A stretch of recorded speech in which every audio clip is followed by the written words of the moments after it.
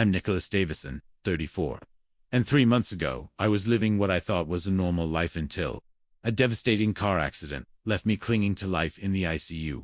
For weeks, machines kept my heart beating, while my family gathered around my bedside, whispering prayers and promises of love. But what I heard next shattered everything I believed about the people I trusted most. My own mother, my sister, even my brother, they weren't discussing my recovery. They were calculating the cost of keeping me alive, weighing my worth against their monthly expenses. The betrayal cut deeper than any physical wound could. But they had no idea that the Navy SEAL team stationed at the hospital, friends from my military days, were listening to, and what happened next would change everything. If you've ever felt betrayed by those closest to you, you'll want to hear this story. Looking back now, I should have seen the signs. That Christmas photo we took just 8 months before my accident, of us gathered around Mom's tree, smiling like we were the perfect American family, was already a lie. I was the only one who didn't know it. I had built what I thought was a good life. At 34, I was a construction foreman for Mackenzie & Sons, managing crews on high-rise projects across the city. The work was demanding, but it paid well, and I took pride in seeing buildings rise from nothing but blueprints and determination. My military background served me well in construction. The discipline, the attention to detail, the ability to lead men through challenging situations. My family had always been the center of my world. Mum, Linda Davison, was 58 and had raised us 3 kids alone. After Dad died of a heart attack when I was 22, she seemed to manage well enough on his life insurance and Social Security, living in the same modest 2-story house where we'd grown up. My sister Rebecca, 31, worked as a medical billing clerk at a clinic downtown, while my brother Marcus, 29, had been bouncing between various business ventures for years, always convinced the next one would make him rich. We were close, or so I believed. Sunday dinners at Mom's house were sacred. I helped Marcus move twice in the past year when his ventures failed. When Rebecca's car broke down last spring, I co-signed for her new Honda. When Mom needed a new roof after the storm damage, I covered the insurance deductible without hesitation. That's who I was, the reliable one, the provider, the big brother who always had their backs. The day everything changed started like any other Saturday. Rebecca had called that morning, her voice strained with exhaustion. She was moving out of her apartment again this time because of what she said were noisy neighbors and a landlord who wouldn't fix anything. She needed help loading her furniture into a U-Haul. "Nick, I know it's your day off, but I'm desperate," she'd said. "Marcus promised to help, but he's dealing with some crisis at work." Of course he was. Marcus was always dealing with some crisis. "No problem, Becca," I'd told her, already reaching for my keys. "I'll be there in 30. That drive across town would be my last normal moment for months. I remember stopping at a red light, drumming my fingers on the steering wheel to some classic rock song on the radio, thinking about whether I should grab lunch with Rebecca after we finished loading the truck. Simple thoughts. Normal thoughts. I had no idea that in less than 2 hours, my entire world would go dark, and the people I loved most would begin calculating whether I was worth keeping alive. The SEAL team that would later save my life, Commander Jake Morrison, Petty Officer Luis Santos, and the others, they were already in the city that weekend for a military funeral at Arlington National Cemetery. If I believed in fate, I'd say it was no coincidence they ended up at the same hospital where I'd fight for my life. But I'm getting ahead of myself. First came the collision that changed everything. The police report would later state the facts, in cold, clinical language: single vehicle collision, involving alleged intoxicated driver crossing center median at approximately 47 miles per hour, striking victim's vehicle head-on at 11:23 a.m. on Riverside Boulevard. What it couldn't capture was the split second of clarity I had when I saw the other car drifting into my lane. The drunk driver's head lolling against his window, completely unconscious at the wheel. Time dilated. I remember thinking, with perfect lucidity, that I had maybe 2 seconds to react. I could swerve right and potentially flip my truck rolling down the embankment, or try to minimize the impact by hitting the brakes and turning slightly left. I chose what I thought would save my life. I was wrong. The impact felt like being hit by a freight train. My F-150 crumpled like aluminum foil. The airbag deployed with explosive force, but the steering column still drove into my chest. Glass showered everywhere. The truck spun twice before coming to rest against a concrete barrier, steam rising from the destroyed engine. What I remember most clearly wasn't the pain shock had numbed that, but the eerie quiet that followed. The radio was still playing that same classic rock song, now sounding tinny and distant through blown speakers. I could taste copper in my mouth and feel something warm running down my face. I tried to move, tried to call out, but nothing worked. My body had simply stopped responding to my brain's commands. The first responders arrived within minutes. I could hear their voices, urgent and professional, as they worked to extract me from the wreckage. Male, approximately 35 years old, unconscious, probable traumatic brain injury, multiple lacerations, possible internal bleeding. The jaws of life screamed as they peeled back the metal that had become my prison. "We need flight for life," someone shouted. "This one's critical." The helicopter ride to Metro General's trauma center was a blur of medical terminology and controlled urgency. I drifted in and out of consciousness, aware enough to hear fragments of conversation between the flight medics. "Significant head trauma," one said. "BP dropping. Possible internal bleeding." At the hospital, everything became a whirlwind of activity. Doctors and nurses surrounded me, their hands moving with practiced efficiency. Someone was cutting away my clothes. Monitors beeped urgently. Bright lights flashed past as they wheeled me down corridors. "We need to intubate now," a voice said. "Get him to OR3. That was the last thing I heard clearly before the darkness took me completely. What I didn't know then was that my family had already been called. Mom, Rebecca, and Marcus were racing to the hospital, their own worlds suddenly upended by the news that I might not survive the night. In those first hours, their concern was genuine, their fear real. Also unknown to me was that Jake Morrison and his team had just finished paying their respects at Arlington when they got word that a former SEAL was in critical condition at Metro General. Jake didn't hesitate. He'd never lost a man under his command. And he wasn't about to start with someone who'd once saved his life in Afghanistan. The machines that would keep me breathing for the next 3 months were already being connected. As my family filled out paperwork in the waiting room and Jake Morrison badged his way into the ICU, determined to stand watch over a fallen brother. The doctors would later call it a medical phenomenon, the way I remained conscious, while in what appeared to be a deep coma. My body was still, my eyes closed, machines breathing for me, but my mind was alert, trapped in a prison of unresponsive flesh. The medical charts noted possible periods of awareness, but attributed it to random brain activity during recovery. They had no idea how much I could hear, how much I understood. The first voice I recognized was Mum's, tearful and desperate. "Oh, Nicholas, my baby boy, please come back to us. Please be okay." Her hand was warm on mine, and I tried with every fiber of my being to squeeze back, to give her some sign that I was still here. Nothing happened. "The doctors say it's too early to know anything for certain." Rebecca's voice came from somewhere near the foot of my bed. She sounded exhausted. "But his brain scans show significant trauma. We just have to wait and see." Marcus was quieter, his voice strained. "He's strong. He'll pull through this. He has to." In those first days, their vigil was constant. One of them was always there, holding my hand, talking to me, playing music they thought I'd want to hear. Rebecca brought my iPod from home and played everything from Metallic to Johnny Cash. "Remember when you used to blast this stuff while working in the garage?" she'd say. And I wanted to tell her yes. I remembered everything. It was during the second week that I first became aware of the other presence in my room. A deep voice I didn't immediately recognize was talking quietly to someone near the door. "How long have you known Nicholas?"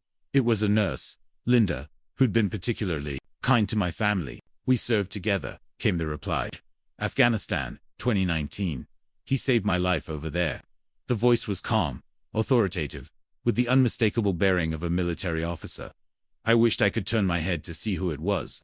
"I'm Commander Jake Morrison," the voice continued. "These are my men, Petty Officer Santos and Petty Officer Chen. We're not officially here, but Nicholas is our brother. We don't leave our brothers behind." Jake Morrison. The name triggered a flood of memories. The firefight outside Kandahar, the IED that had trapped Jake under a collapsed wall. My desperate crawl through sniper fire to reach him, dragging him to safety while his blood soaked into my uniform. His promise afterward. "I owe you my life, Davison. If you ever need anything at all, you call me." "That's very kind of you," the nurse said. "His family will appreciate knowing he has such loyal friends." What happened next changed everything. As the nurse's footsteps faded down the hallway, I heard Jake's voice drop to a whisper. "Listen up," he said to his men. "Something's not right. Here." I've been observing the family dynamics, and there are red flags. Santos, what did you pick up from the conversations you overheard? The sister's got money problems, sir, big ones. Heard her on the phone yesterday talking about missing payments on something. Sounded desperate. The brother's business is failing. He was arguing with someone about a loan that's overdue. And the mother? Jake asked. Caught her looking at hospital billing information when she thought no one was watching. She seemed more interested in the costs than the treatment options. A chill ran through me that had nothing to do with the hospital's air conditioning. I told myself they were wrong, that they were misreading the situation. My family loved me. They were here every day, weren't they? Keep watching, Jake ordered. Document everything. If they're thinking what I think they're thinking, we need to be ready. The machines continued their steady rhythm around me, marking time while I processed what I'd just heard. My SEAL brothers were watching over me. But watching for what? What did they suspect my family might do? I wouldn't have to wait long to find out. The hospital billing statement that would later become evidence in my case arrived during my week in the ICU. I couldn't see it. But I heard the sharp intake of breath when Mom opened the envelope, followed by a long, heavy silence. Jesus Christ, Marcus whispered. Is that real? $87,000. Mom's voice was barely audible. And that's just for the first 2 weeks. His insurance covered maybe half. Rebecca's chair creaked as she leaned forward. What's the daily rate according to this? About $6,000 a day for the ICU, plus all the procedures, medications, specialists. Mom's voice was getting shakier. The neurosurgeon alone billed $15,000 for the emergency surgery. The numbers hung in the air like a toxic cloud. I tried to process what I was hearing. Yes, medical bills were expensive, but I had insurance. Through my job. Good insurance, and I had savings, investments. We could figure this out. Maybe we should call the insurance company, Marcus suggested. There has to be some mistake. I already did, Rebecca said, and something in her tone made my blood run cold. They're calling most of this experimental or not medically necessary. They won't cover the specialized equipment. The brain monitoring, half the medications he's on. That's when I heard Rebecca's phone ring. She answered on the second ring, her voice dropping to a whisper as she moved away from my bed. No, I told you, I don't have it yet, she hissed into the phone. My brother's in the hospital. I can't exactly. What do you mean by next Friday? That wasn't the deal. She paused, listening. Look, Tony, I'm good for it. I've always been good for it. Just give me another week, maybe 2. Her voice was getting desperate. I know what I owe. Okay, $68,000. But I can't magic money out of thin air. $68,000. Rebecca owed someone $68,000. The pieces started falling into place with sickening clarity. I don't care about the interest, she continued. I care about my legs not being broken. Just give me until the end of the month. The call ended, and I heard her return to her chair beside my bed. The room was quiet, except for the mechanical sounds of the machines keeping me alive. Everything okay? Mom asked carefully. Fine, Rebecca said quickly. Just work stuff. But Marcus wasn't letting it go. Becca, what's going on? You've been acting strange for weeks, even before Nick's accident. I said it's fine. Bullshit. Marcus's voice was harder than I'd ever heard it. You owe someone 68 grand. What the hell for? The silence stretched out until Rebecca finally broke. It started small, she said, her voice cracking. Just $20 bets on football games at work. Then I found this online site, and the poker games seemed so easy. I was winning at first. I swear I was winning. Oh, Rebecca, Mom breathed. The losses kept coming, and I kept thinking I could win it back. I took a cash advance on my credit cards, then another. Then I got a loan from these guys, Tony knows. They said it was no big deal, just temporary. These guys, Tony knows. Marcus sounded horrified. Becca, please tell me you didn't borrow money from loan sharks. They seemed legitimate at first. Nice office, paperwork, everything. But the interest rates, God. The interest rates are insane. What started as 20,000 is now almost 70. And they want it when? Mom asked. Next Friday. Or they start collecting in other ways. The room fell silent again, except for the ventilator forcing air into my lungs. I lay there, paralyzed, listening to my family's world crumble around my hospital bed. Then Marcus dropped his own bombshell. I might be able to help, he said slowly, but I need to tell you both something. The landscaping business, it's done. Has been for 2 months. I've been lying about going to work every day. Marcus, no, Mum whispered. I invested everything we had in that crypto venture. Remember? The one that was supposed to make us rich. Well, it made someone rich, but not us. I lost it all. The business account, the equipment loans, everything. And I may have borrowed against some assets that weren't exactly mine to borrow against. What does that mean? Rebecca asked.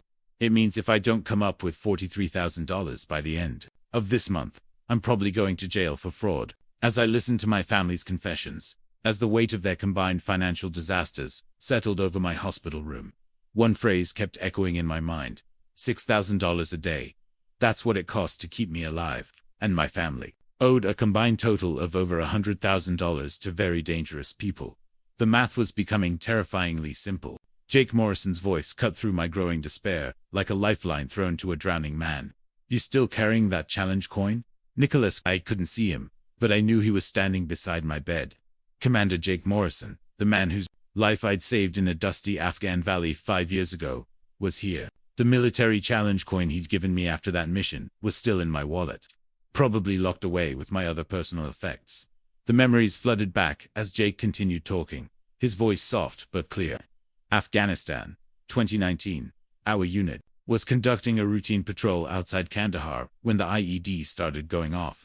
The insurgents had turned a simple supply run into a carefully orchestrated ambush. Jake had been leading the point team when the first explosion threw him against a concrete wall. I could still hear the crack of his ribs breaking, see the blood streaming down his face as he tried to radio for backup. Davison, fall back, he'd shouted, but I was already moving toward him.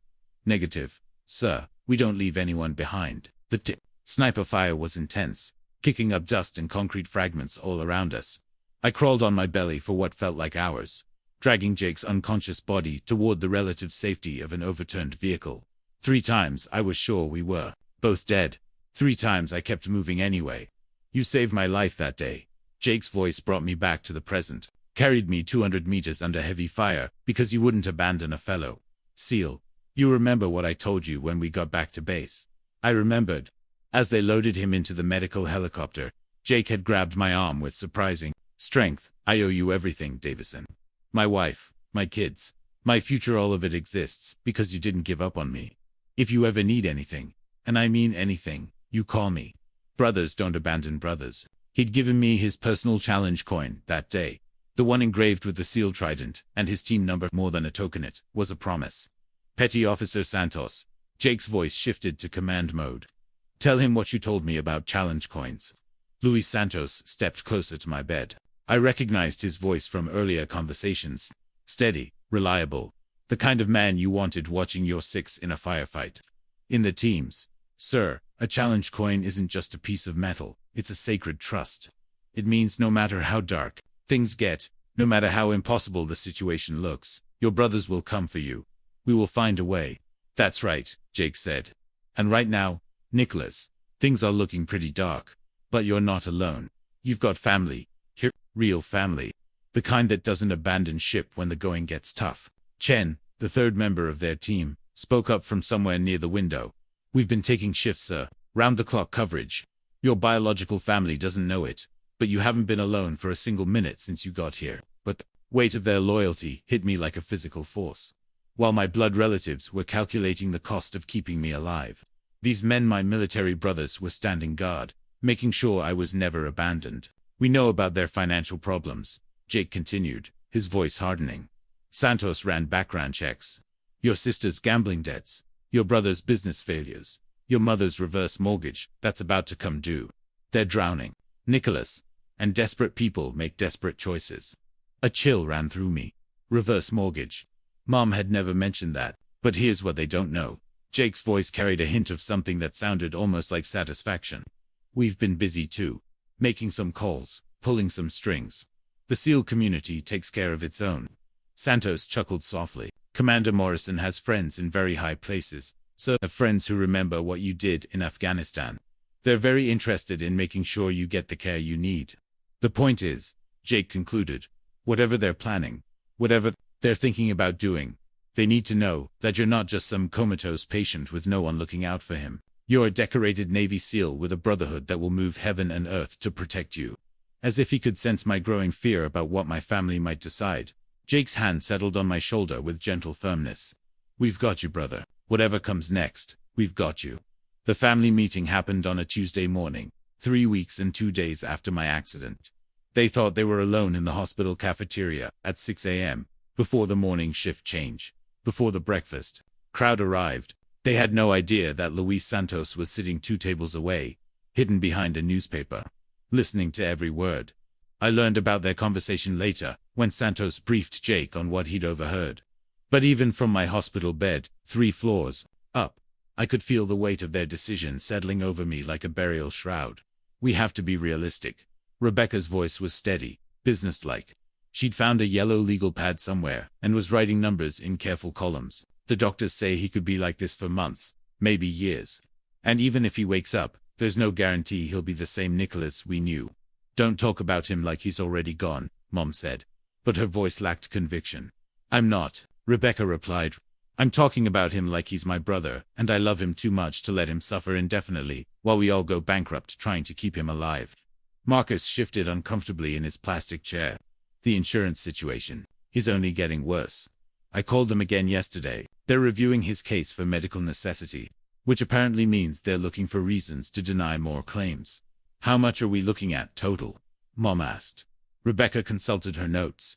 If he stays in the ICU for another month, the doctors say that's optimistic. We're looking at close to $400,000, maybe more. And how much of that will insurance cover? Maybe half, maybe less.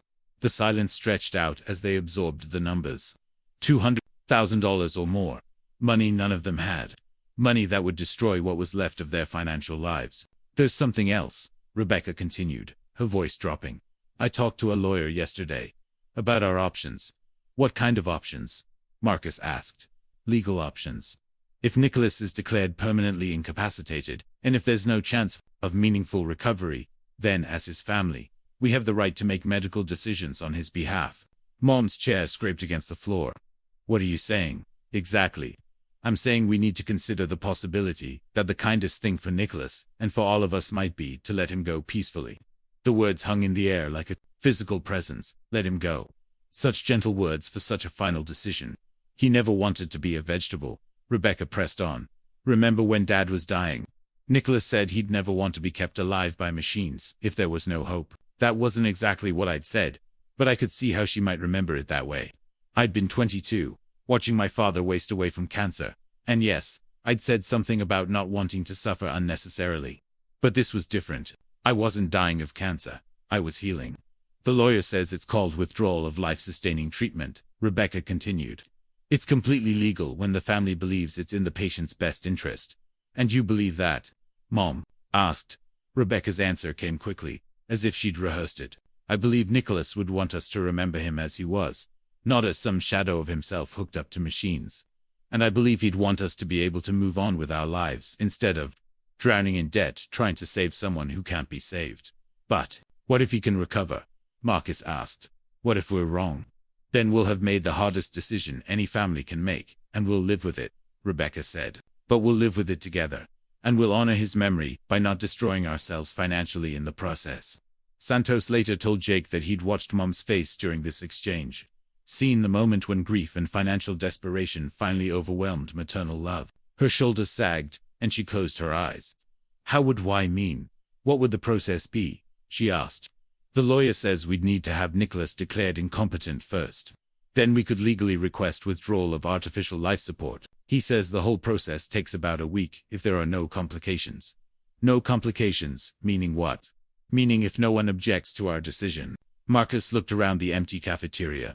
Who would object? We're his only family. Rebecca consulted her legal pad again. The lawyer mentioned that sometimes hospitals will object if they think the family is making the decision for financial reasons rather than medical ones. But our case is strong because of Nicolas's previous statements about not wanting to be kept alive artificially. So we're really doing this. Mom's voice was barely a whisper. We're considering it, Rebecca corrected. We're having the conversation that Nicolas would want us to have if he could participate. But I was participating.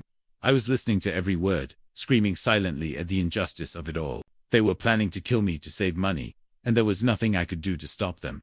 Nothing except trust that Jake Morrison meant what he said about never abandoning a brother. 3 floors above them. The machines kept me breathing while my SEAL brothers planned their own strategy. They'd heard enough to know what was coming. The battle for my life was about to begin. As my family planned my death in the cafeteria below, my mind retreated to better times. The high school football trophy sitting on my dresser at home seemed like a relic from another life, back when family support meant something real. Something you could count on. I was 17, playing defensive end for Central High, when I scored the touchdown that won us the state championship. It wasn't even my position. I was supposed to be stopping their running game, not catching passes.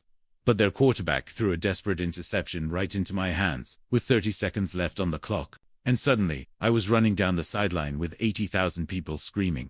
What I remembered most wasn't the roar of the crowd, or the weight of the trophy afterward. It was looking up into the stands, and seeing my whole family on their feet, cheering like maniacs.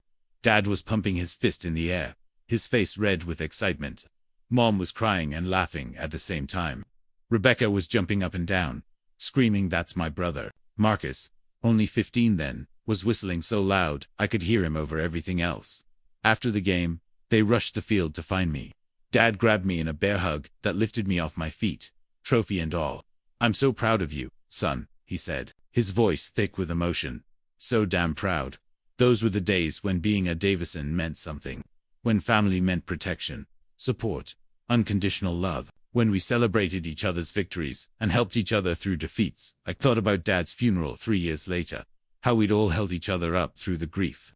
I was the man of the house then, barely 22 but determined to take care of everyone. Rebecca was finishing college, Marcus was still in high school, and Mum was struggling to figure out how to manage without her partner of 30 years. "We'll get through this together," I'd promised them at the graveside service. Dad would want us to take care of each other. And we had, for a while. I got the job at Mackenzie & Sons and started contributing to household expenses.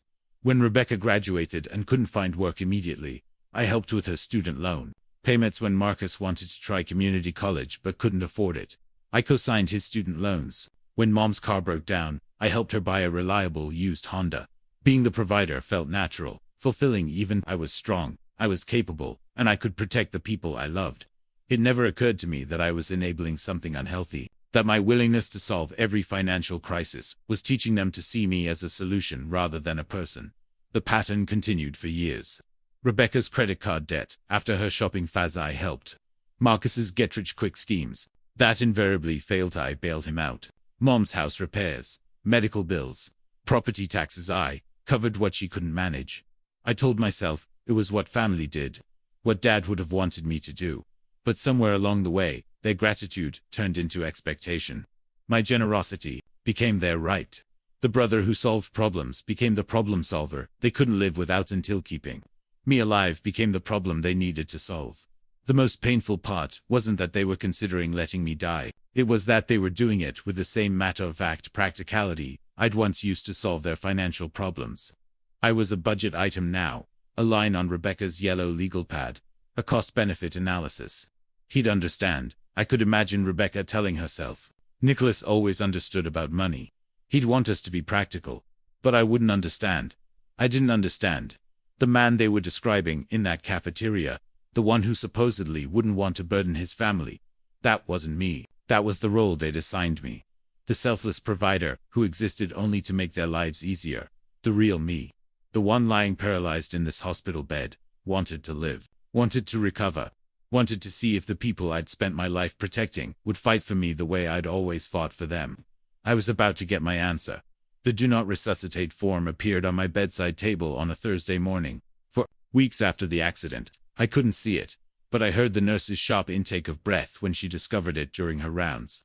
"Mrs. Davison," she said carefully, "I need to ask you about this DNR order. When was this signed?" "This morning." Mom's voice was hollow, defeated. We had a family meeting with the doctors yesterday. They said Nicholas's condition hasn't improved, and that we needed to make some difficult decisions. The lie came so easily, I almost believed it myself. There had been no family meeting with doctors. Dr. Harrison had actually mentioned some encouraging signs in my latest brain scans, just 2 days earlier, but I supposed it was easier to frame murder as medical necessity. "I see," the nurse said diplomatically. "And this reflects Mr. Davison's wishes." "Yes," Rebecca answered before Mum could respond. He was very clear about not wanting to be kept alive by machines if there was no hope of recovery. All right. I'll need to get Dr. Harrison to countersign this, and then we'll update his chart accordingly. After the nurse left, the room fell into an uncomfortable silence. I could feel the weight of what they'd done settling over us like a shroud. The DNR form was just the first step. Next would come the request to withdraw life support, followed by the slow process of letting me die. Are we doing the right thing? Marcus asked suddenly. His voice was strained, uncertain. We're doing what Nicholas would want, Rebecca replied, but she sounded like she was trying to convince herself as much as him. But what? Marcus. Rebecca's voice was sharp now, irritated. What if he wakes up tomorrow completely fine? What if the insurance company suddenly decides to pay for everything? What if we win the lottery? We've been over this 100 times.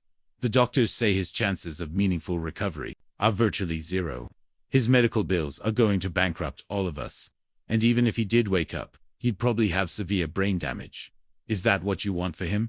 To be trapped in a broken body, knowing he destroyed his family financially? Rebecca's right, Mom said quietly.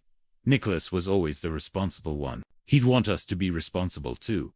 Responsible. The word tasted like poison in my paralyzed mouth. They were going to kill me responsibly. When Marcus asked, the lawyer says we can request withdrawal of life support as soon as the DNR is processed. Probably Monday. Monday, 5 days away. 5 days to live. And I was powerless to do anything about it. Will it hurt? Mom asked, her voice breaking slightly. No, Rebecca said gently. They'll just turn off the machines. He'll go peacefully, like going to sleep. But it wouldn't be peaceful for me. I'd be conscious, aware, feeling myself suffocate as the ventilator stopped forcing air into my lungs. They'd watch my heart monitor flatline and think I was already gone, never knowing that I was screaming inside, desperate for just one more breath. I think I need some air, Marcus said. I heard his chair scrape back, his footsteps moving toward the door. Marcus, Rebecca called after him. I just need a minute, okay? It's harder than I thought it would be. The door closed behind him, leaving just Mom and Rebecca with my dying body. He'll understand eventually, Rebecca said. When his legal troubles are resolved and he can think clearly again, and when your gambling debts are paid off. Mom asked quietly. The question hung in the air like an accusation. Rebecca was quiet for a long moment. This isn't about the money, Mom, isn't it? No, it's about doing what's best for Nicholas. The money is it's just one factor we have to consider. The biggest factor, maybe, but that doesn't make it wrong. I lay there listening to them justify my murder, feeling more alone than I'd ever felt in my life. My family, the people I'd protected and provided for since I was 22, were going to let me die to save money. But somewhere in the hospital, Jake Morrison was making phone calls. Santos was documenting conversations. Chen was coordinating with people I'd never heard of but who apparently remembered a Navy SEAL who'd once refused to leave a fallen comrade behind. I had 5 days to live, unless my real family could save me. The SEAL team photo that Jake Morrison carried in his wallet had been taken in Afghanistan just 3 days before the mission that changed everything. 8 men in desert camouflage, arms around each other's shoulders, grinning despite the 100-degree heat and constant threat of enemy fire. I was third from the left. Jake was in the center, and Santos and Chen flanked the group on either side. 7 of those 8 men were still alive, scattered across the country but connected by bonds that transcended distance and time. When Jake made the call that Thursday night, after learning about my family's DNR decision, those bonds activated like a military communication network. This is Morrison, Jake said into his encrypted phone, pacing the hospital parking lot. I need to activate Protocol 7. Protocol 7 was unofficial SEAL terminology for an emergency situation involving a team member who needed immediate, comprehensive support. It meant dropping everything, liquidating assets if necessary, and mobilizing every resource at your disposal. What's the situation? Came the voice of Master Chief Petty Officer David Torres, now running security for a defense contractor in Virginia. Nicolas Davison, you remember him, saved my life in Kandahar. He's in a coma after a car accident, and his family is planning to pull the plug for financial reasons. Jesus, how long do we have? They signed a DNR today, planning to request withdrawal of life support on Monday. That gives us 4 days. What do you need? Everything. Legal intervention, medical consultation, financial coverage for his bills, and documentation of the family's real motives. This isn't about his best interests. It's about their gambling debts and business failures. Torres was quiet for a moment, processing. You know what this is going to cost, right? Medical bills for a coma patient can run into the hundreds of thousands, I know. And you're sure he'd want us to intervene?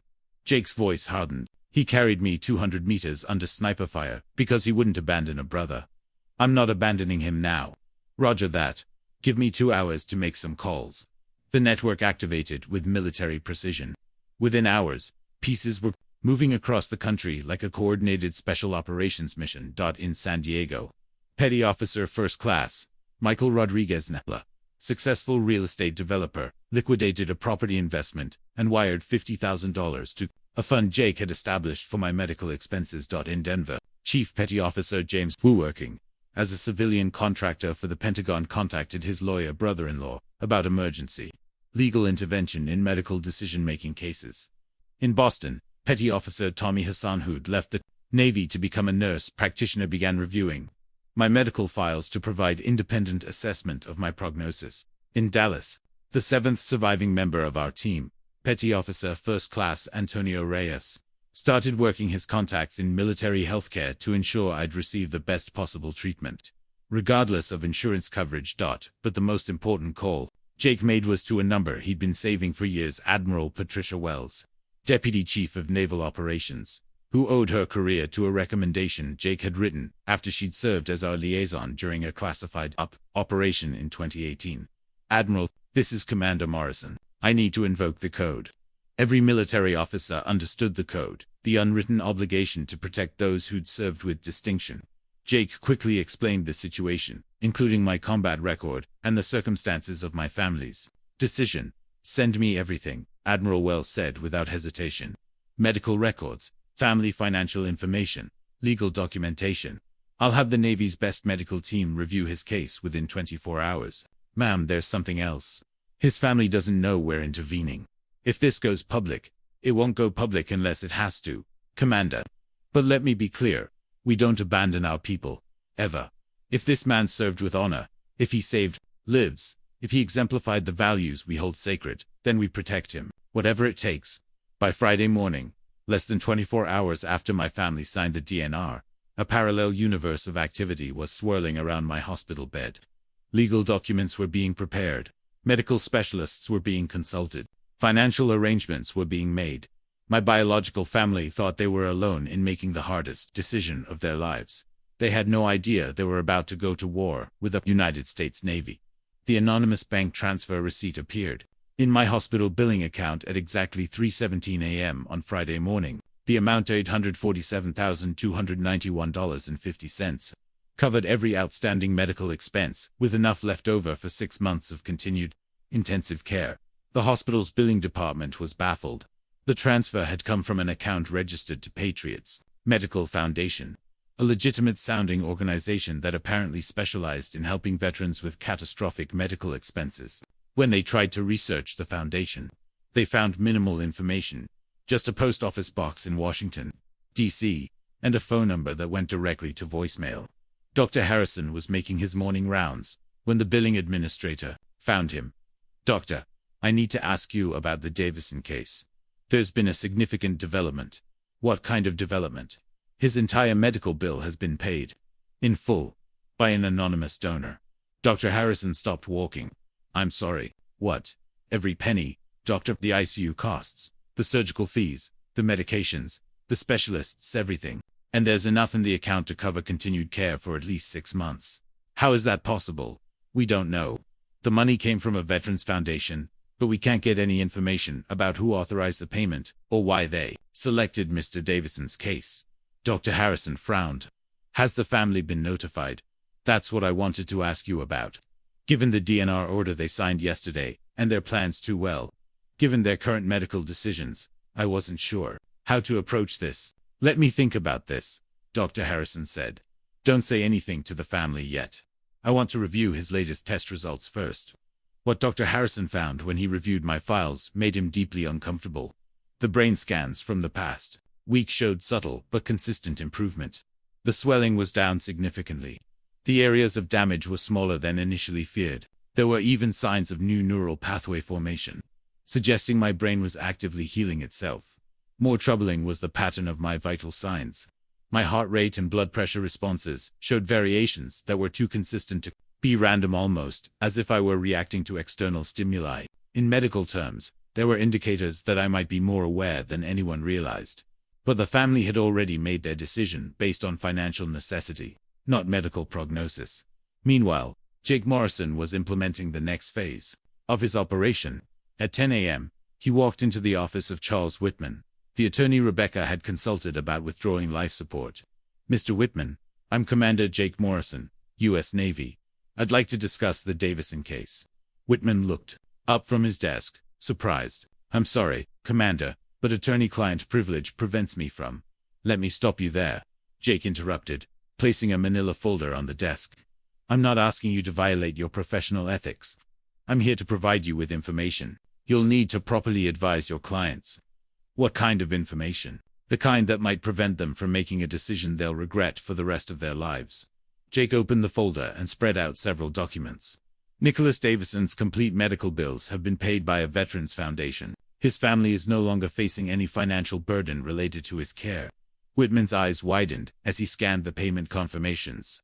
"Furthermore," Jake continued, "we have reason to believe that Mr. Davison's prognosis is significantly better than his family understands. His latest brain scans show marked improvement, and there are strong indicators that he's more neurologically aware than his doctors initially believed." "How do you know all this?" "I served with Nicholas in Afghanistan. He saved my life, and now I'm returning the favor. The point is, Mr. Whitman, your clients are about to request withdrawal of life support based on financial considerations that no longer exist, and medical assumptions that may be incorrect." Jake leaned forward. "As their attorney, don't you have an obligation to make sure they have all the relevant information before making irreversible decisions?" Whitman was quiet for a long moment, studying the documents. "What exactly are you asking me to do, Commander?" "I'm asking you to call Mrs. Davison and suggest she might want to reconsider her timeline. Tell her there have been some developments that could affect her decision-making process. And if she asks what developments, tell her the truth. Tell her that her son's medical expenses are no longer a concern, and that his medical team would like to run some additional tests before any irreversible decisions are made." Jake stood up and collected his papers. Nicolas Davison spent his adult life taking care of that family, financially and emotionally. The least they can do is give him a fair chance to recover. An hour later, Rebecca's phone rang while she sat in my hospital room, finalizing the paperwork for Monday's procedure. "Mrs. Davison, this is Charles Whitman. We need to talk." Dr. Harrison's updated neurological assessment changed everything. The report, completed after 3 days of intensive testing ordered in light of the mysterious payment of my medical bills, painted a dramatically different picture than the hopeless prognosis my family had been given weeks earlier. "Mrs. Davison," Dr. Harrison said, settling into the chair beside my bed, where Mom had been keeping vigil, "I need to discuss some significant developments in your son's case." Rebecca immediately tensed.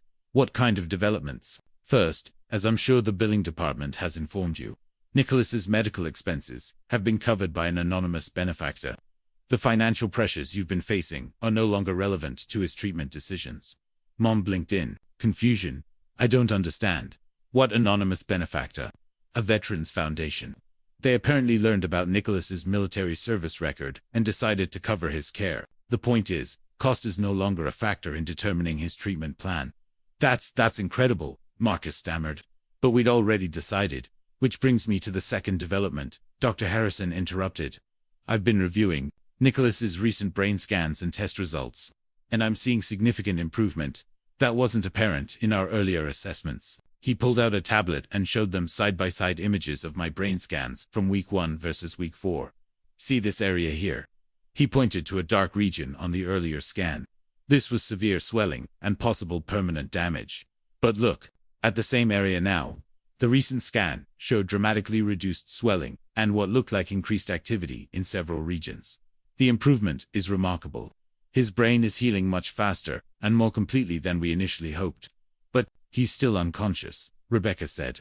"He hasn't shown any signs of awareness." Dr. Harrison hesitated. "Actually, that's not entirely accurate. His vital signs show patterns that suggest he may be more aware than we've realized.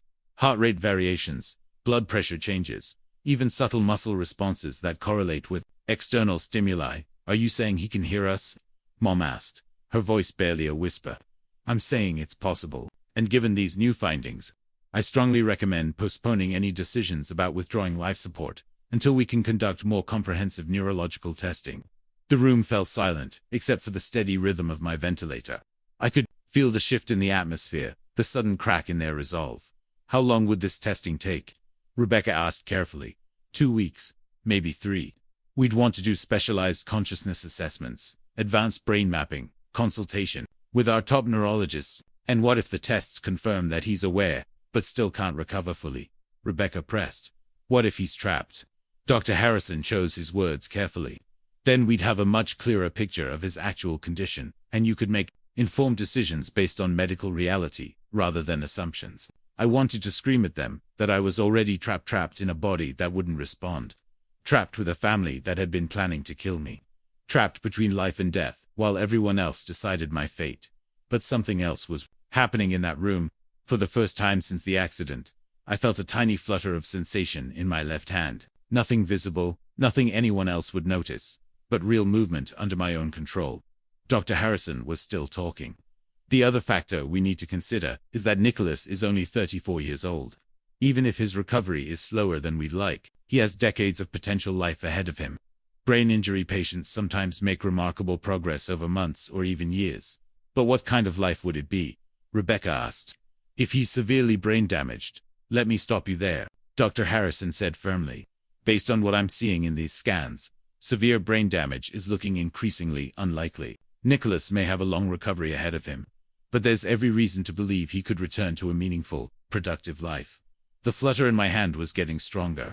I focused all my energy on that tiny spark of control, trying to make it visible, trying to send a signal that I was here, that I was fighting.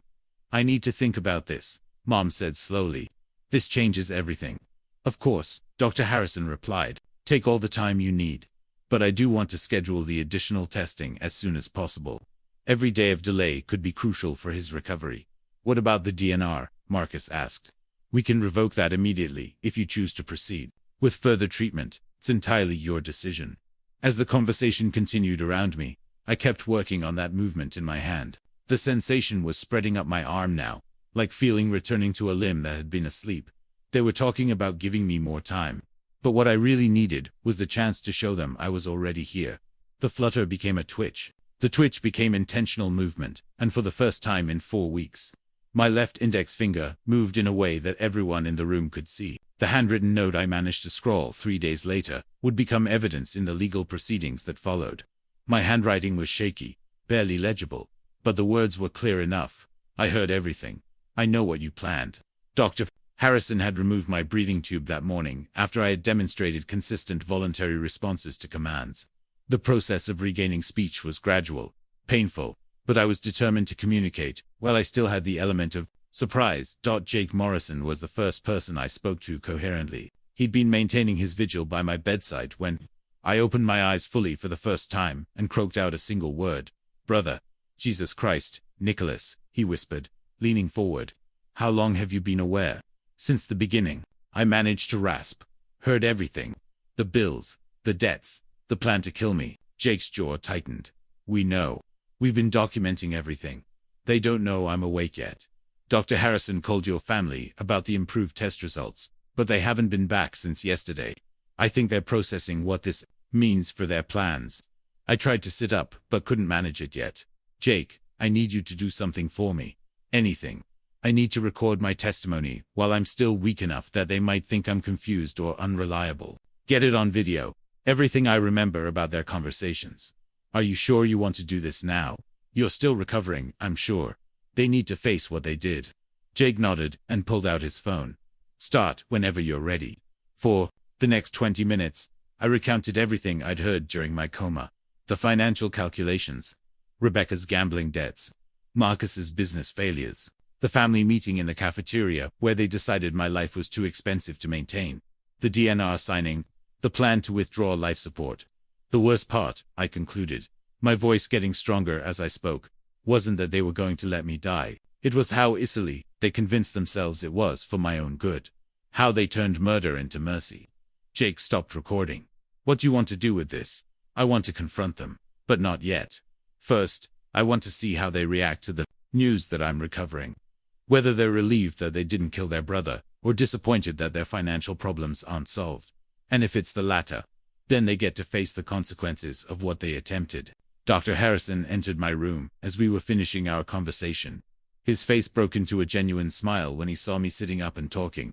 Nicholas, this is remarkable. How are you feeling? Like I got hit by a truck, I said, attempting humor, but alive, thanks to some very good friends. Your recovery is nothing short of miraculous. A month ago, we weren't sure you'd ever regain consciousness, and now you're having coherent conversations. Doctor, when will you tell my family I'm awake? I was planning to call them this afternoon. They should be here for this. Before you do that, I need to ask you something. During my coma, did anyone ever suggest that my condition was hopeless? That I had no chance of meaningful recovery? Dr. Harrison looked uncomfortable. Your initial prognosis was guarded. We explained that traumatic brain injuries are unpredictable, and that recovery could take months or years, if it happened at all. But did anyone ever say I had no chance? No. I made it clear that while your condition was serious, you were young and strong, and that we'd seen remarkable recoveries from similar injuries. Then why did my family believe I was brain dead? Dr. Harrison was quiet for a moment. I think they may have heard what they needed to hear to justify the decisions. They felt they had to make financial decisions. I closed my eyes, processing the confirmation of what I'd suspected. My family hadn't just planned to kill me. They'd convinced themselves I was already gone to make it easier. Doctor, when you call them, don't tell them I'm fully conscious yet. Just say I'm showing increased responsiveness, and that they should come in for a family meeting. Nicholas, I'm not sure deception is the best approach. It's not deception. It's giving them a chance to reveal who they really are when they think I can't hear them. Jake stood up. I'll be here when they arrive, along with Santos and Chen. Why? Jake's expression was grim. Because I have a feeling this is going to get ugly, and you're going to need witnesses.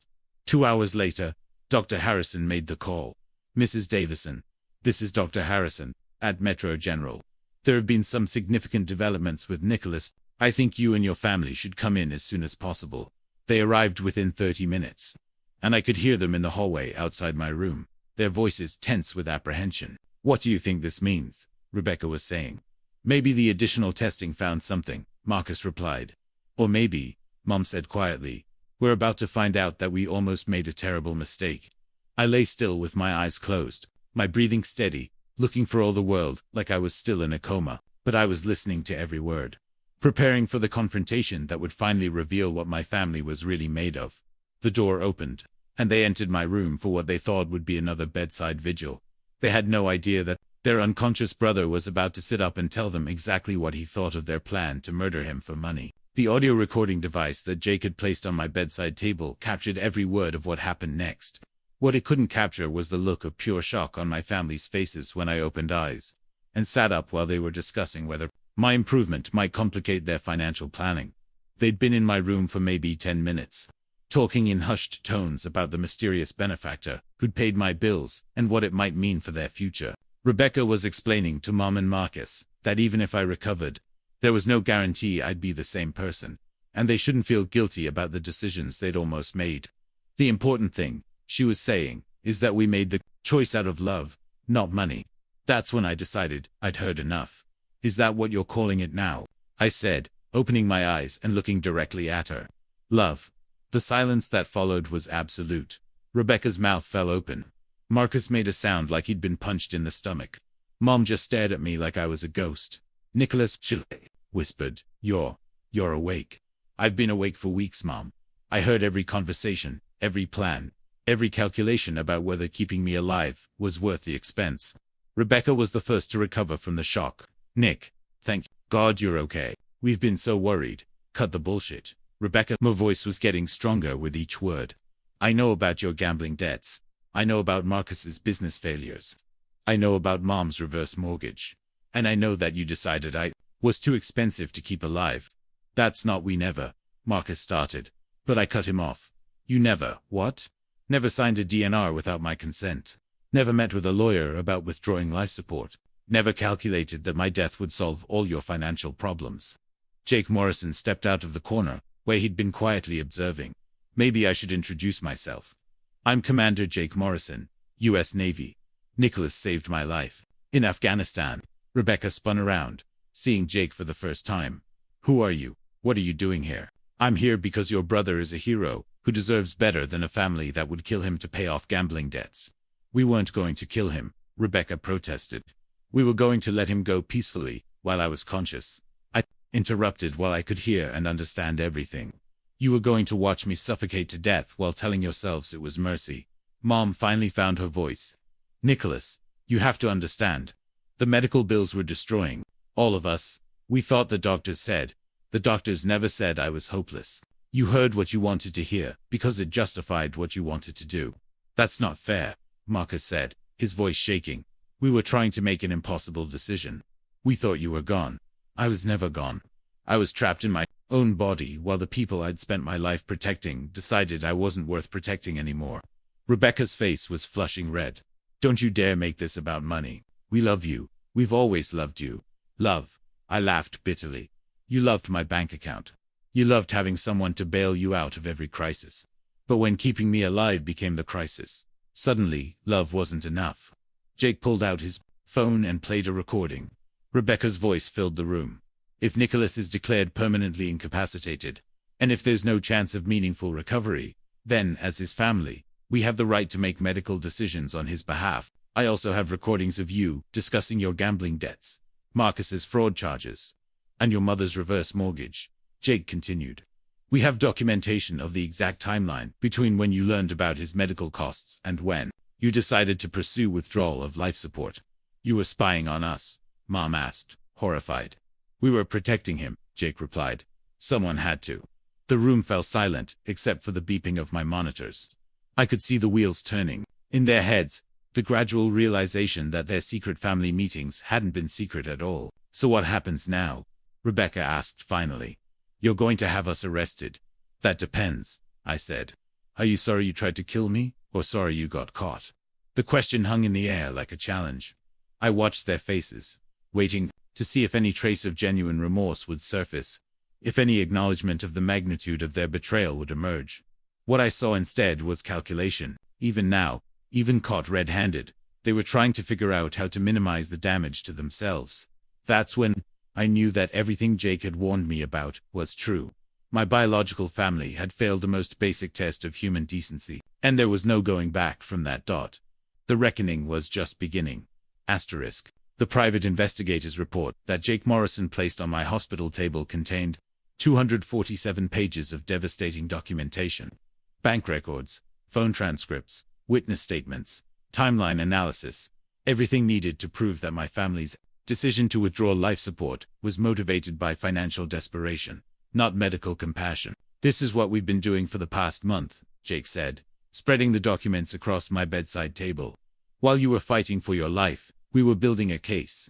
Rebecca's gambling addiction was laid out in meticulous detail. Casino records showing losses of $127,000 over 18 months. Cash advances totaling $43,000. Phone records of increasingly desperate calls to loan sharks, including threats of physical violence if payments weren't made. Marcus's business failures were equally well documented. 3 failed ventures in 2 years, each funded by loans he couldn't repay. The landscaping company that existed only on paper. The fraudulent insurance claims. The forged signatures on equipment leases. But it was the information about Mom that hurt the most. Linda Davison took out a reverse mortgage on the family home 8 months ago. Jake read from the report. Initial amount, $180,000. She's already spent $156,000 of that money. $87,000 went to Rebecca's debts, $45,000 to Marcus's business loans, and the rest to her own living expenses. I stared at the documentation in disbelief. Mom, is this true? She couldn't meet my eyes. You were all struggling so much. I thought if I could just help everyone get back on their feet. You mortgaged Dad's house. The house he spent 30 years paying off. I was going to tell you, but then the accident happened, and everything got so complicated. Complicated. I repeated the word like it left a bad taste in my mouth. You gave away my inheritance and Rebecca's and Marcus's inheritance to cover their gambling debts and failed businesses. And you call it complicated. Rebecca finally found her voice. Nick, we can explain all of this. Yes, we made mistakes, but we were trying to handle it ourselves. We didn't want to burden you with our problems. So instead you decided to solve them by killing me. We didn't want to kill you, she exploded. We wanted to honor what you would have wanted if you could speak for yourself. Jake pulled out another document. This is a statement from Charles Whitman, the attorney you consulted. He says you specifically asked him about the legality of withdrawing life support when the family faced financial hardship due to medical costs. That's not how I phrased it, Rebecca said quickly. No. Let me read his exact notes. Client asked whether family financial distress could be considered a factor in end-of-life decisions. Specifically mentioned gambling debts and business failures as creating urgent need for resolution. The silence in the room was deafening. Even Marcus, who'd been trying to mount some kind of defense, looked defeated. There's more, Jake continued. Phone records show that Rebecca contacted 3 different lawyers before finding one willing to help with withdrawal of life support. The first 2 refused when she mentioned the financial motivation. This is insane, Marcus said desperately. You're making us sound like monsters. We were trying to make the best decision we could, in an impossible situation. An impossible situation you created, I pointed out. Rebecca's gambling addiction. Your business fraud. Mom's financial irresponsibility. None of this was my fault, but I was going to pay for it with my life. Jake turned to a section marked Timeline Analysis. This is particularly interesting. On March 15th, you learned that Nicholas's medical bills would exceed $200,000. On March 16th, Rebecca called the first lawyer about end-of-life options. On March 18th, Marcus researched bankruptcy attorneys. On March 22nd, your mother called her reverse mortgage company asking about early payout options. He looked up at them. You were planning Nicholas's death before his condition even stabilized. While he was fighting for his life, you were calculating how much money his death would save you. Stop, Mom whispered. Please stop. Why should we stop? I asked. You didn't stop when you were planning to murder me. You didn't stop when you signed a DNR without my consent. You didn't stop when you lied to doctors about my wishes. I pulled myself higher in the hospital bed, my strength returning with my anger. Do you want to know what the worst part was? It wasn't that you were going to let me die. It was listening to you convince yourselves that you were doing it for me. That somehow murder was mercy. Rebecca was crying now, but I felt no sympathy for her tears. We thought you were gone, Nick. We thought you couldn't hear us. But you never checked, did you? You never asked for more tests, never sought second opinions, never explored other treatment options. Because you didn't want me to wake up. You wanted me gone so your problems would disappear with me.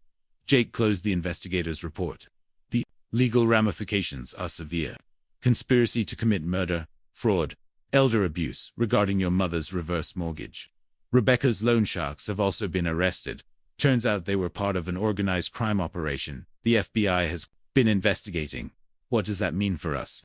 Marcus asked weakly. It means, I said, that for the first time in your lives, you're going to face the consequences of your actions, without me there to bail you out. I looked at each of them, Rebecca, with her tear-streaked face, Marcus pale and shaking, Mom unable to meet my eyes. These were the people I'd loved and protected my entire adult life. The people who'd almost killed me when love became inconvenient. I want you to leave, I said quietly.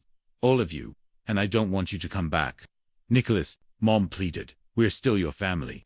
No, I said, my voice steady and final. Family doesn't abandon family. Family doesn't calculate the cost of love. Family doesn't plan murder when the bills get too high. I looked at Jake, at Santos and Chen, who'd joined us during the confrontation. At the brotherhood that had risked everything to save me. These men are my family now. They're the ones who fought for me when I couldn't fight for myself. As my biological family filed out of my hospital room for the last time, I felt something I hadn't expected. Relief. The weight of their dysfunction, their financial disasters, their endless need for rescue, all of it was finally off my shoulders. I was free to discover who Nicolas Davison could be when he wasn't busy being everyone else's solution to their problems. The military commendation letter that arrived during my second week of physical therapy reminded me of who I'd been before I became my family's financial lifeline. Admiral Patricia Wells had sent it personally, along with a note explaining that my service record had been reviewed as part of the Navy's support for my recovery. Petty Officer First Class Nicolas Davison, Jake read aloud. distinguished himself through exceptional courage and selfless devotion to duty during combat operations in Afghanistan. His actions in rescuing a wounded teammate under heavy enemy fire exemplified the highest traditions of naval service and reflect great credit upon himself and the United States Navy. I was sitting in the physical therapy room, working to rebuild the muscle strength I'd lost during my coma, when Jake brought me the letter. Around us, Santos and Chen were taking turns helping me with the exercises that would eventually restore my coordination and mobility. You saved more than just my life that day, Jake continued. You saved my ability to walk, to use my right arm, to be a husband and father. The doctors said another 10 minutes under that rubble and the nerve damage would have been permanent. I'd never thought of it that way. In the moment, I'd just been doing what any SEAL would do. You don't leave a brother behind. But listening to Jake describe the lasting impact of that choice made me realize something important about the difference between my military family and my biological one. The thing about military brotherhood, Santos said, adjusting the weights on my leg press machine, is that it's based on mutual sacrifice. We protect each other because we know the others would do the same for us. Your blood family, Chen added. They got used to you doing all the sacrificing while they did all the taking. It was true. For 12 years, ever since Dad died, I'd been the responsible one, the provider, the solver of problems. Every financial crisis, every bad decision, every consequence they faced, I'd been there to cushion the blow. I'd enabled their irresponsibility by making it consequence-free. You know what I realized while you were in that coma, Jake said, helping me stand for my walking exercises. Your family never once asked what you would have wanted.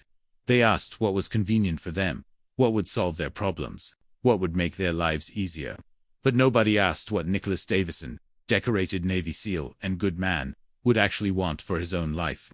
That hit me harder than any of the physical therapy exercises. They'd claimed to be making decisions on my behalf, but they'd never considered my perspective, my values, my dreams for the future. They'd only considered their own needs. What did you want, Nicolas? Santos asked. Before the accident, what were you hoping for in your life? The question caught me off guard. I'd been so focused on taking care of everyone else that I'd stopped thinking about my own goals and aspirations. I wanted to start my own construction company, I said slowly, remembering dreams I'd pushed aside. I wanted to specialize in veteran housing, maybe work with organizations that build homes for disabled vets. I had money saved, business plans sketched out. What happened to that plan? Chen asked. Rebecca needed help with her car loan. Then Marcus needed startup money for his landscaping business. Then Mum needed help with the roof repair. Every time I saved enough to move forward, someone needed rescuing. Jake nodded grimly. They trained you to see their emergencies as more important than your dreams. But that's what family does, right? You help each other. Help, yes, Jake said. Enable destructive behavior while sacrificing your own future. That's not family, that's codependent. Dr. Harrison joined our therapy session, bringing updates on my medical progress. Your recovery continues to be remarkable. Nicolas, full cognitive function, motor skills improving rapidly, no signs of permanent neurological damage. You should be able to resume normal activities within 6 months. What about work? I asked. Light duty in a month or 2. Full construction work in maybe 4 months. Your body is healing beautifully. After Dr. Harrison left, Jake pulled out a folder I hadn't seen before. Speaking of work, we've been busy on your behalf. Inside the folder were business incorporation papers, tax documents, and what looked like a substantial bank statement. What is this? Davison Veterans Construction, Jake said with a grin. The SEAL network has been making some calls. We've got 3 major contracts lined up. 2 housing developments for disabled veterans and a retrofit project for military family housing. Startup capital of $300,000. Courtesy of guys who remember what you did in Afghanistan. I stared at the papers, hardly believing what I was seeing. You started my company. We started the paperwork, Santos corrected. The company is yours to run. But we figured after everything you've been through, you deserve to have your dreams funded by people who actually care about your success. There's more, Chen added. Luis has a background in business management from his civilian career. I've got construction experience from before I enlisted. Jake's got connections throughout the military contractor network. We're offering to be your partners if you want us. Partners. Equal partners, Jake confirmed. None of this family bullshit, where you do all the work and everyone else takes the benefits. We split profits, share responsibilities, and build something meaningful together. I looked around at these three men, who'd become my brothers through shared danger and mutual respect. Men who'd risked their own lives to save mine, who'd invested their own money in my future, who'd offered to share their expertise without expecting anything in return except the opportunity to work alongside someone they trusted. This was what real family looked like. One more thing, Jake said, pulling out a final document. We've set up a legal trust for your assets, with ironclad protections against any claims from blood relatives. Rebecca, Marcus, and your mother can't touch your money, your business, or your property ever again. Even if they claim financial hardship. Especially if they claim financial hardship, Santos said with a dark chuckle. They made their choice when they decided you were too expensive to keep alive. Now they get to live with the consequences. I thought about my old life, the constant financial crises, the endless requests for help, the assumption that my money and time belonged to whoever needed them most. Then I looked at the business papers in my hands, the new beginning that had been gifted to me by men who expected nothing more than the chance to work hard alongside a trusted brother. When do we start? I asked. Jake's grin could have lit up the entire hospital. Welcome to your new life, partner. The legal documents I signed 6 weeks after waking up from my coma represented the most important decision of my adult life. The conscious choice to build healthy boundaries with people who'd proven they couldn't be trusted with my well-being. My lawyer, Patricia Chunluce's sister-in-law, and a specialist in family laws, spread the papers across the conference table in her downtown office. These documents will legally protect your assets and establish clear boundaries for future contact with your biological family members. The new will designated Jake, Santos, and Chen as my beneficiaries, with specific provisions for my mother, only if she could demonstrate sustained sobriety from financial manipulation and genuine remorse for her actions. Rebecca and Marcus were explicitly excluded. This power of attorney document, Patricia continued, designates Commander Morrison as your legal representative for medical decisions if you're ever incapacitated again. Your mother and siblings will have no legal standing to make decisions about your care. What about the restraining order? I asked. Standard protective order preventing Rebecca and Marcus from contacting you directly or indirectly, from approaching your home or workplace, and from accessing any information about your finances or medical condition. Your mother is excluded from the restraining order, but only because she's agreed to supervised contact through a family counselor. The decision to maintain limited contact with Mum had been the hardest part of this process. Unlike Rebecca and Marcus, who'd shown no genuine remorse for their actions, Mom had eventually acknowledged the severity of what they'd planned to do. Her visits during my recovery had been painful, but different, less self-justification, more genuine horror at what she'd almost lost. I need to understand something, I'd told her during one of our counseling sessions. Help me understand how you got from I love my son to let's turn off his life support. Mom had broken down completely. I don't know, Nicholas. I honestly don't know. The money problems felt so overwhelming, and Rebecca kept saying you wouldn't want to suffer, and I just lost my way. I forgot that you're my child, not a financial problem to be solved. That counselor, Dr. Sarah Martinez, had helped us work through the layers of dysfunction that had made such a betrayal possible. Linda, what do you think changed in your relationship with Nicholas after your husband died? I started seeing him as the man of the house instead of my son. I started treating him like a partner who was supposed to solve problems, instead of a child I was supposed to protect. And Nicholas, how did that feel? Like I wasn't allowed to be human. Like I existed to make everyone else's lives easier, but my own needs and dreams didn't matter. Through months of therapy, Mom and I had slowly begun rebuilding something that resembled a healthy relationship. She'd started attending Gamblers Anonymous meetings with Rebecca, though Rebecca had dropped out after 3 sessions. She'd gotten a part-time job to begin paying back the reverse mortgage. Most importantly, she'd stopped asking me for money or advice about financial problems. The change in your mother seems genuine, Dr. Martinez had told me privately. She's doing the hard work of acknowledging her mistakes and changing her patterns. Whether you choose to maintain a relationship with her is entirely up to you, but I see real progress. Rebecca and Marcus, by contrast, had shown no capacity for change. Rebecca had been arrested twice more for gambling-related fraud. Marcus had been sentenced to 18 months in minimum security prison for his business schemes. Both had made multiple attempts to contact me through mutual friends, always with sob stories about how their legal troubles were somehow unfair or unexpected. Nicolas, Rebecca had written in a letter I'd eventually read, I know you're angry, but we're still family. Family forgives. Dad would want us to stick together. The manipulation in that letter was so blatant, it was almost laughable. Using Dad's memory to guilt me into enabling more destructive behavior. Claiming family bonds that they'd been willing to sever when I became inconvenient. Acting like forgiveness meant pretending their betrayal hadn't happened. I'd shown the letter to Jake, who'd read it with disgust. She's still trying to use your sense of obligation against you. She learned nothing. The legal protections we were putting in place weren't just about money. They were about ensuring that I could never again be manipulated by people who viewed my resources as their birthright. One final document, Patricia said, handing me a medical directive. This specifies your wishes for end-of-life care, with multiple witnesses and legal safeguards. No one will ever again be able to claim they're acting on your behalf while pursuing their own interests. As I signed each document, I felt the weight of my old life lifting from my shoulders. For 12 years, I'd carried the financial and emotional burdens of 3 other adults, sacrificing my own goals and happiness to keep them afloat. Now, for the first time since Dad's death, my life belonged entirely to me. How do you feel? Jake asked, as we left the lawyer's office. Free, I said, and I meant it. Scared, but free. Scared of what? Of finding out who I am when I'm not busy being everyone else's savior. Jake clapped me on the shoulder. I have a feeling you're going to like the man you discover. That afternoon, we drove to the construction site, where Davison Veterans Construction was building its first project, a neighborhood of accessible homes for disabled veterans. Watching the walls rise, seeing the pride on the faces of the veteran workers we'd hired.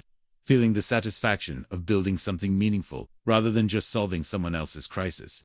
This was what purpose felt like when it wasn't tainted by resentment and obligation. I was 34 years old.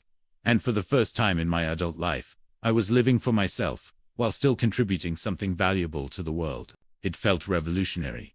The best part was knowing that the people around me, Santos, Chen, and the growing circle of friends and colleagues in my new life, valued me for who I was, not what I could provide. They celebrated my successes, without trying to claim credit or extract benefit. They offered support without expecting lifelong financial payback. This was what healthy relationships looked like. This was what I'd been missing while I was trapped in the role of family provider and problem-solver. I was finally free to discover what Nicolas Davison could accomplish. When his energy went toward building up rather than bailing out. The new family photo sits on my desk at Davison Veterans Construction Headquarters, taken at the 1-year anniversary celebration of my recovery. In it, I'm surrounded by Jake Morrison and his wife Sarah, Luis Santos and his 2 kids, David Chen, and his partner Michael, and a dozen other veterans who've become part of our extended family through work, friendship, and shared values. What strikes me most about this photo, compared to that last Christmas picture with my biological family, is the genuine happiness in everyone's faces. These aren't people performing family harmony for the camera. These are people who chose to be in each other's lives and who celebrate each other's successes without expecting anything in return. You know what I love about this picture, Jake had said when we first hung it in the office. Everyone in it would take a bullet for everyone else. But more importantly, everyone in it wants the others to succeed and be happy. The business had grown beyond our wildest expectations. What started as a 3-man operation with a handful of contracts had become a 50-employee company specializing in veteran housing, accessible construction, and disaster relief. We'd built homes for over 200 disabled veterans, created jobs for dozens more, and established a model that other cities were copying. But the real success wasn't measured in profit margins or construction contracts. It was measured in the relationships we'd built, the community we'd created, the sense of purpose that drove us every day. Mom had become a small but steady presence in my new life. Our monthly dinners were sometimes awkward, sometimes emotional, but always honest. She'd paid back most of the reverse mortgage through her part-time work and careful budgeting. More importantly, she'd learned to relate to me as her son, rather than her financial solution. "I'm proud of what you've built here," she'd told me during our last visit, looking around the bustling construction office. "Your father would be proud too. This is what he always hoped you'd become. Not a man who solved everyone else's problems, but a man who built something meaningful." Rebecca and Marcus had faded into the background of my life like a bad dream. I occasionally heard updates through mutual friends. Rebecca was working as a cashier at a grocery store, attending AA meetings sporadically. Marcus had finished his prison sentence and was living in a halfway house, working at a fast food restaurant. They'd both made half-hearted attempts to reconnect over the years, but their letters always contained subtle requests for money or suggestions that I should forgive and forget. For the sake of family unity, I'd learned to see those overtures for what they were: manipulation attempts from people who'd learned nothing from the consequences of their actions. Real remorse would have involved taking responsibility, making amends, and demonstrating changed behavior over time. What I got instead were guilt trips, an implied entitlement to my forgiveness. The difference between my old life and my new one crystallized for me during a conversation with Dr. Martinez, the family counselor who'd helped Mom and me rebuild our relationship. "What do you think changed the most about you after the accident?" she'd asked during one of our sessions. "I learned the difference between being needed and being valued," I'd replied. "My old family needed me to solve their problems, pay their bills, and clean up their messes. But they didn't value me as a person. My new family values who I am, not what I can do for them." And how does that feel? Like I can finally breathe. The physical therapy had long since ended, but the psychological recovery was ongoing. Learning to trust my own judgment about people's motives. Learning to say no without feeling guilty. Learning to invest my time and energy in relationships that were reciprocal rather than parasitic. Jake often joked that surviving my family's betrayal had been harder than surviving enemy fire in Afghanistan. At least in combat, he'd say, "You know who your enemies are." But I'd come to see the experience differently. Yes, it had been traumatic to discover that the people I loved most were willing to sacrifice my life for their convenience. But it had also been liberating to finally understand the toxic dynamics I'd been enabling for years. My near-death experience had forced me to confront some uncomfortable truths. That my generosity had often been enabling rather than helping. That my sense of family obligation had been preventing everyone from growing and taking responsibility. And that I'd been so busy being indispensable that I'd forgotten to build a life worth living. Now, at 30, I was married to Sarah Chun, David's sister, and a fellow veteran who understood both the camaraderie of military service and the challenges of building civilian success. We'd bought a house in the neighborhood where our company had built its first veteran housing project. We were talking about starting a family of our own kids, who would grow up understanding that love was about supporting each other's growth, not enabling each other's dysfunction. The business continued to thrive, but more importantly, it had become a platform for creating the kind of community I'd always wanted. People who looked out for each other without keeping score, who celebrated each other's successes without jealousy, who offered help without creating dependence. Sometimes, I wondered what would have happened if my biological family had succeeded in their plan to withdraw life support. What dreams would have died with me? What lives would have remained unchanged? What good would have been left undone? But mostly, I focused on gratitude for Jake Morrison's loyalty, for the SEAL brotherhood that never abandoned me, for the second chance to build a life based on mutual respect rather than mutual dependence. The machines that had kept me breathing during those dark weeks in the ICU had given me time to heal, but it was the love of my chosen family that had given me reason to live.